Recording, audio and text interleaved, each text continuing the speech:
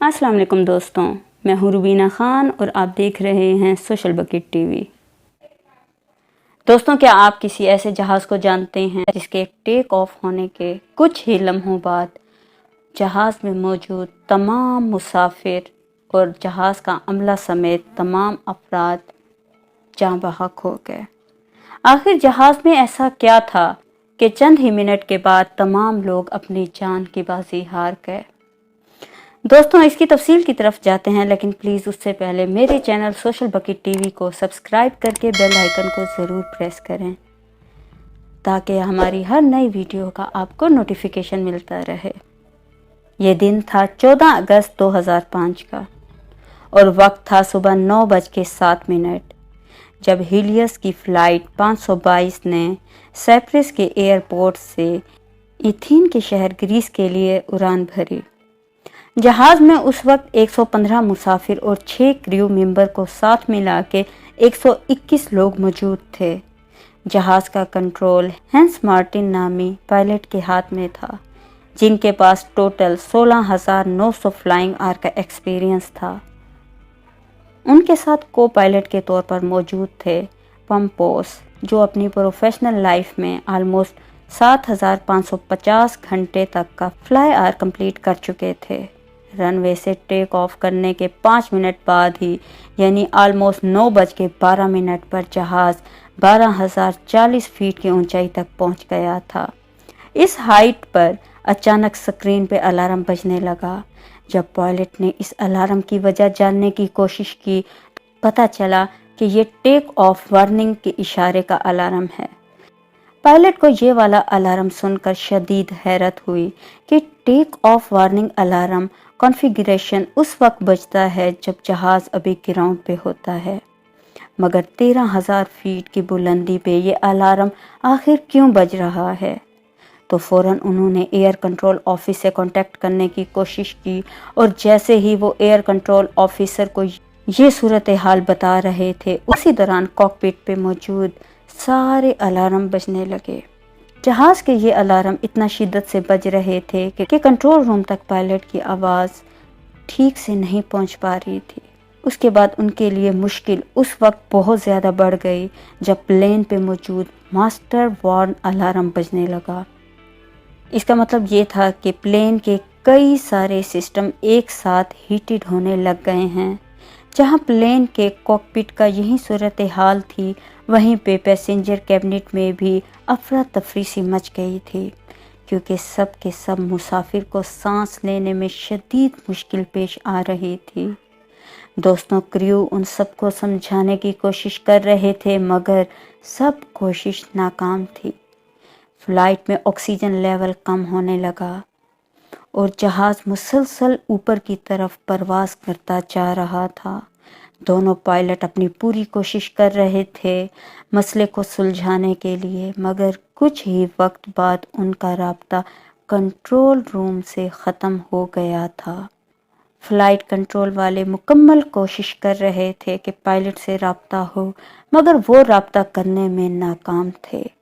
جہاز سے رابطہ نہ ہونے کی وجہ سے گریس کی گورنمنٹ نے اپنے 2 F-16 طیارے جہاز کی تلاش کے لیے بھیج دیے، اور چند ہی منٹوں میں ان 2 جہازوں نے فلائٹ 522 کو کئی ہزار فیٹ کی بلندی پر ڈھونڈ لیا۔ لیکن دوستوں، اس جنگی طیاروں نے ایک حیرت انگیز نظارہ دیکھا۔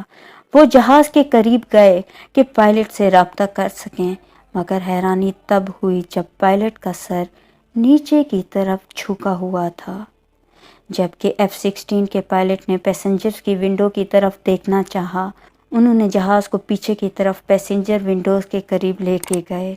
سب کے سب پیسنجرز کا سر جھکا ہوا تھا اور کسی کی بھی کوئی موومنٹ نہیں تھی، ورنہ اتنے قریب کسی جہاز کو دیکھ کے کوئی تو اشارہ کرتا، لیکن سب کے سب سر جھکائے بیٹھے تھے۔ پھر کچھ دیر بعد پائلٹ کی سیٹ پہ ایک شخص پیچھے سے پردہ ہٹا کر آگے آیا اور مین پائلٹ کی سیٹ پہ بیٹھ گیا۔ فائٹر جیٹ کے پائلٹ نے اشارہ کیا تو جوابی اشارے میں پائلٹ نے جواب دینا چاہا۔ وہ بھی کچھ اشارہ کرنا چاہ رہا تھا، کچھ بتانا چاہ رہا تھا۔ اسی لمحے پلین کے رائٹ سائڈ پہ آگ لگنے لگ گئی اور یہ آگ بڑھتے بڑھتے اچانک ہی لیفٹ سائڈ کے ونگز پہ بھی آگ لگ گئی۔ پائلٹ نے کنٹرول کرنا چاہا مگر وہ ناکام رہا اور کچھ دور جا کر جہاز پہاڑیوں سے ٹکرا کر تباہ ہو گیا اور تمام 121 لوگ اس جہاز کے ساتھ مر گئے۔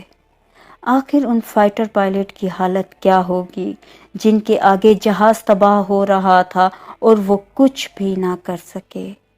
فوری طور پر ریسکیو کو بلایا گیا، سب ڈیڈ باڈی کو نکال لیا گیا اور جب ان کا پوسٹ مارٹم کیا گیا تو دوستوں حیرانی تب ہوئی کہ جہاز کریش ہونے سے پہلے ہی سب کے سب مسافر پائلٹ سمیت مر چکے تھے۔ تو یہاں پہ دوستوں سوال اٹھتا ہے کہ آخر 2 گھنٹے تک جہاز ہوا میں اڑتا رہا اور پھر اس جہاز کو کنٹرول آخر کس طرح کیا گیا تھا؟ ہاں جی دوستوں، اس کا جواب یہ ہے کہ اس جہاز کا کنٹرول اینڈریو کر رہا تھا، جس نے کنٹرول روم میں 5 بار میڈے میڈے کی آواز بھی لگائی تھی۔ اینڈریو کو جہاز اڑانے کا کوئی خاص تجربہ نہیں تھا اور نہ ہی اتنا ایکسپیرینس تھا کہ وہ اتنے بڑے جہاز کو کنٹرول کر پائے، مگر پھر بھی اس فلائٹ 522 کو آبادی سے دور لے جانے میں کامیاب رہا۔ جب جہاز کے کریش ہونے کی وجہ جاننے کے لیے انویسٹیگیشن کی گئی تو پہلے تو بتایا گیا کہ انجن خراب ہو گیا تھا، مگر اندر بیٹھے مسافر تو پہلے ہی مر چکے تھے۔ پھر یہ ماجرا کیا تھا؟ تب انویسٹیگیشن کے دوران ایک انجینئر کی نظر ایک ایسی پلیٹ پر پڑی جس کے بٹن کو دیکھ کر سارا ماجرا سمجھ آ گیا۔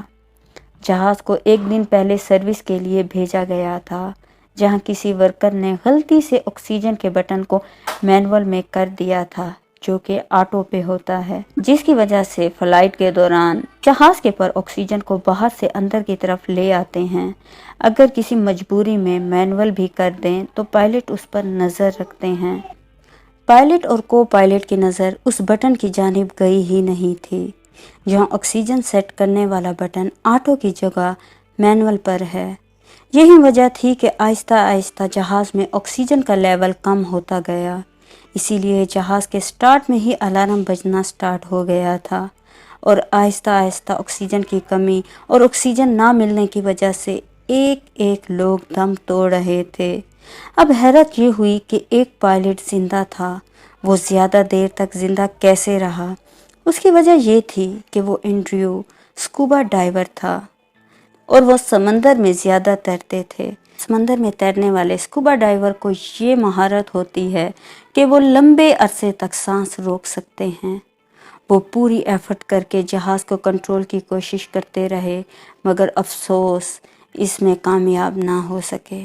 کافی ریسرچ کے بعد آخرکار 2 مہینے بعد پلین کریش کی ڈیٹیل بتائی گئی کہ پلین کریش کی اصل وجہ صرف اور صرف وہی ایک بٹن تھا۔